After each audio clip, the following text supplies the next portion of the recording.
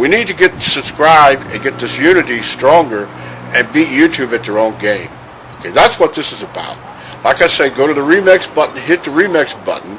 That way you'll have this video and keep up with this. Otherwise, YouTube's just going to control us, guys, and it's really bad.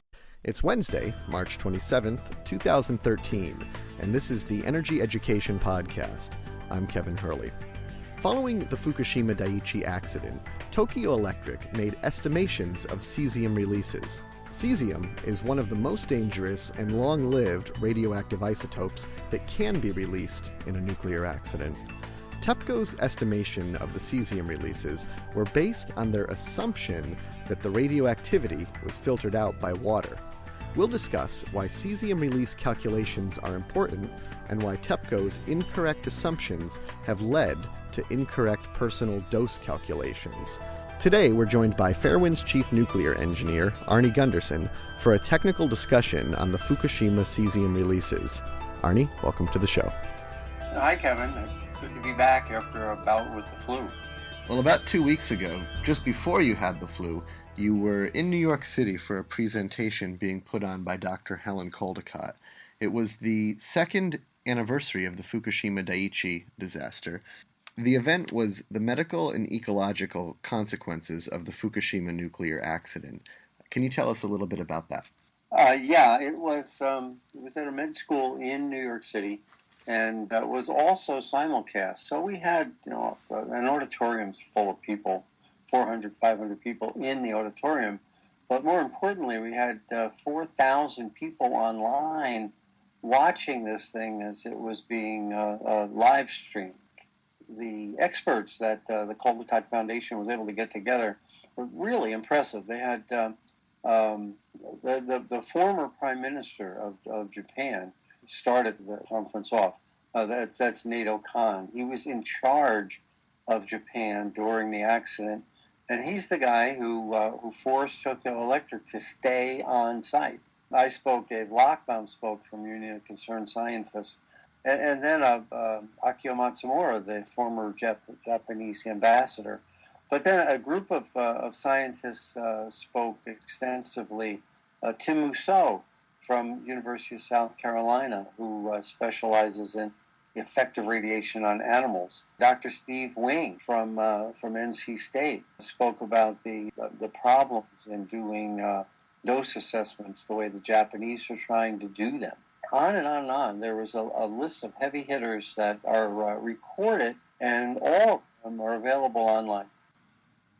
So, Arnie, today on the Fairewinds website, we're publishing your presentation in video format.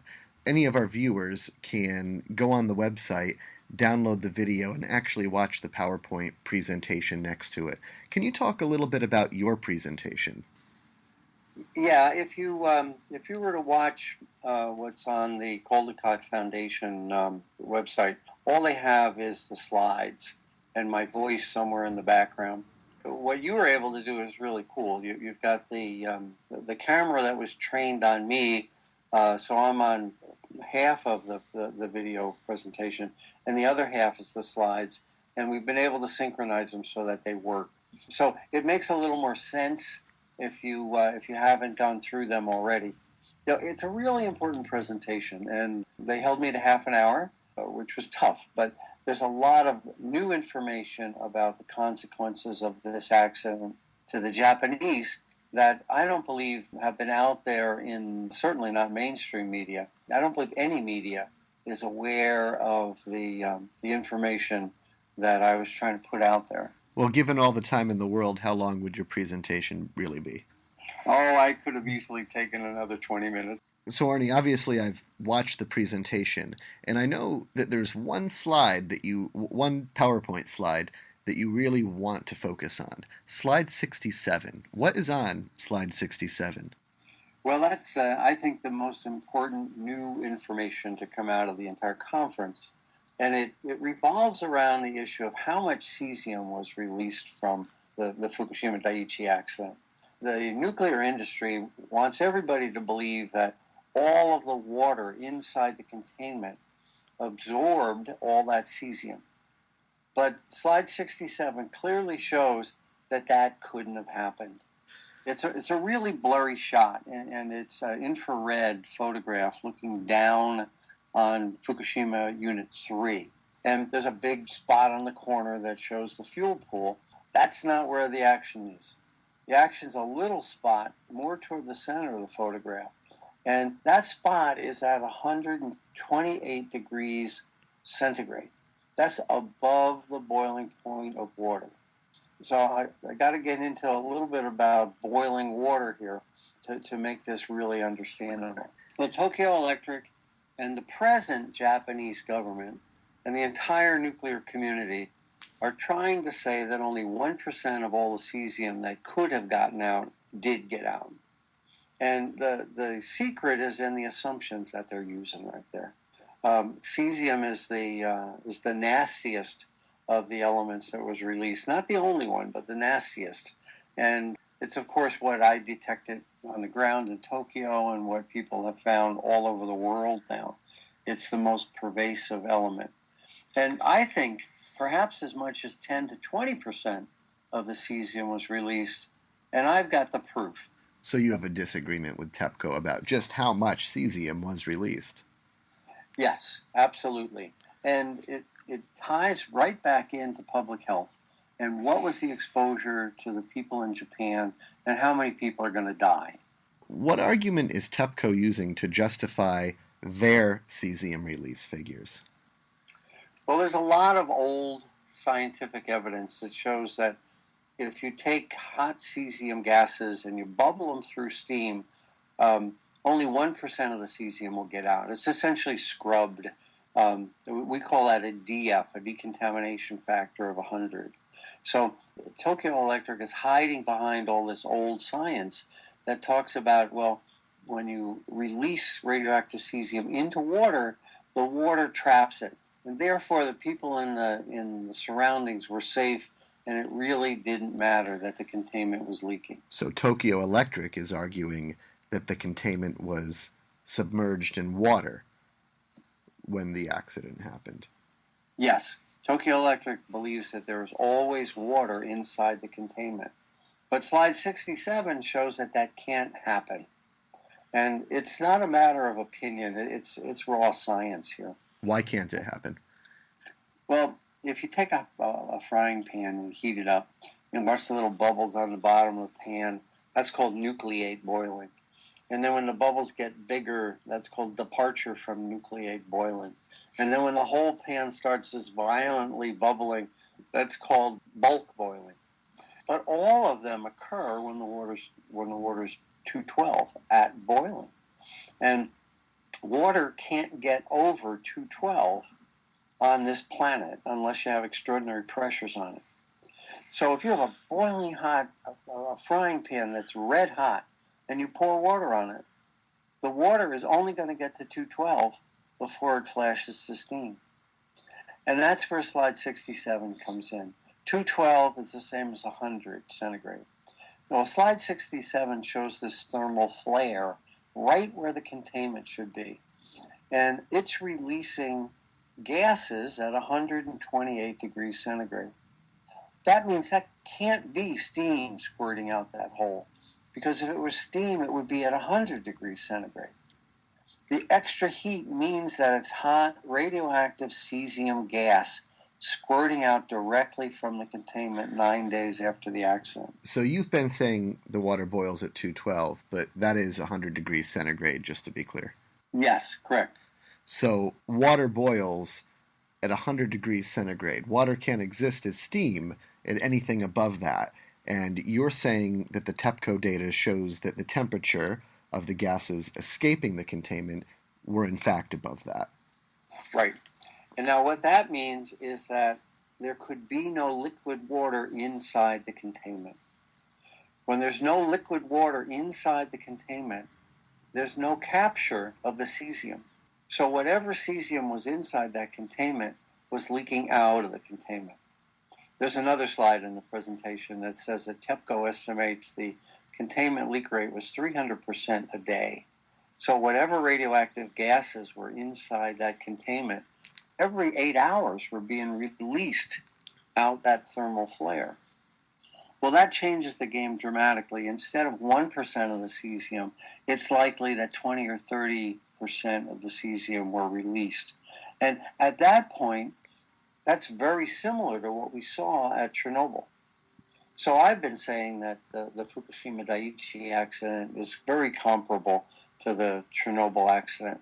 In fact, we know for sure the noble gases were 3 times higher at Fukushima than they were at Chernobyl.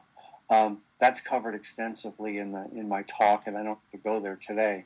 But the Japanese didn't measure that, and it blew away. So they're not worried about that exposure to their people. They're looking at the cesium now. They're trying to claim that only 1% of the cesium got out because that's what the old tests showed. Well, the old tests showed don't match this slide 67, the infrared picture. And the infrared picture shows hot radioactive gases being released directly out into the atmosphere 9 days after the accident. It's a really important discovery, and I hope that the people doing dose assessments will understand that they're not dealing with a reactor containment that had water in it. They're dealing with a reactor containment that had hot gas in it.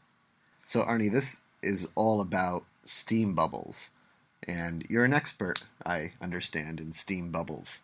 Well, when you're a nuclear engineer, you have to take a course in steam bubbles. I took a 3-credit course watching steam bubble.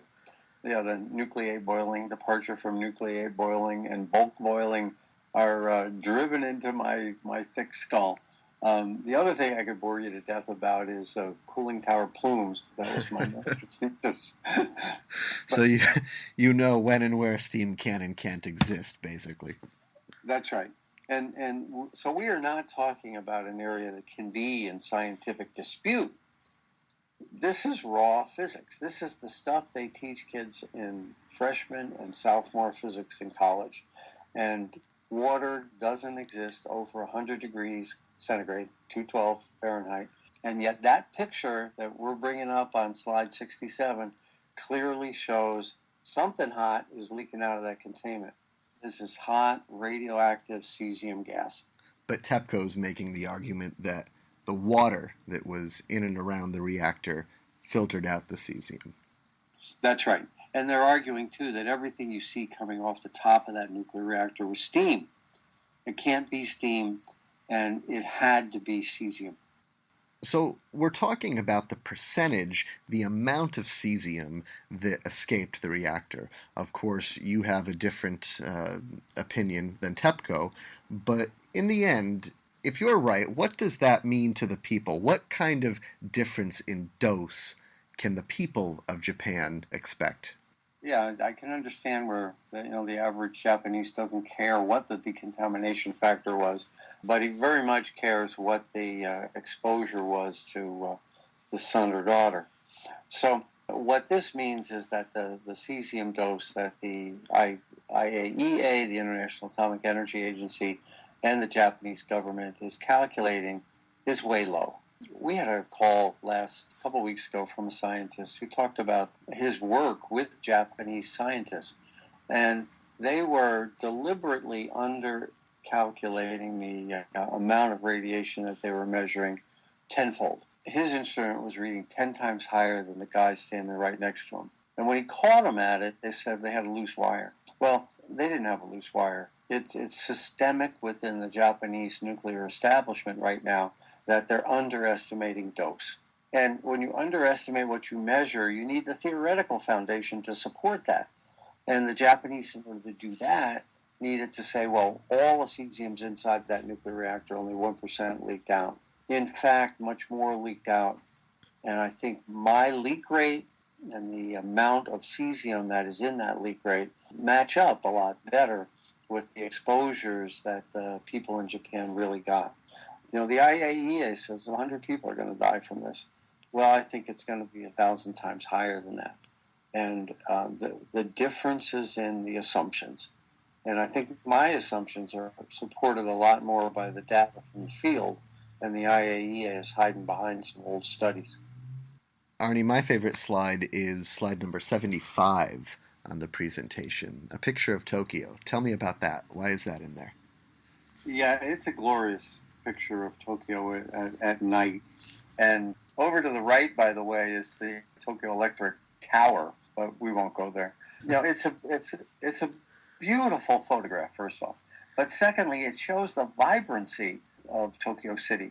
Tokyo City, including the greater metropolitan area, is 35 million people. And here's Nato Kan at the beginning of the conference saying that the existence of Japan as a sovereign nation was jeopardized. Well, my point in this entire presentation is at some point, the risks of a technology become untenable. And I think that's what the Daiichi accident showed us. If the next time we risk another city the size of Tokyo, sooner or later you're going to roll snake eyes here. And if we just missed it with Fukushima Daiichi, there'll be another one coming unless we change horses. Arnie Gundersen, thanks for joining. Oh, thanks for having me, Kevin. Well, that does it for this week's show. You can catch us back here next Wednesday and every Wednesday for more technical discussion on what's happening in the world of nuclear news. Also, don't forget to like us on Facebook and follow us on Twitter. For Fairwinds Energy Education, I'm Kevin Hurley. Thanks for listening.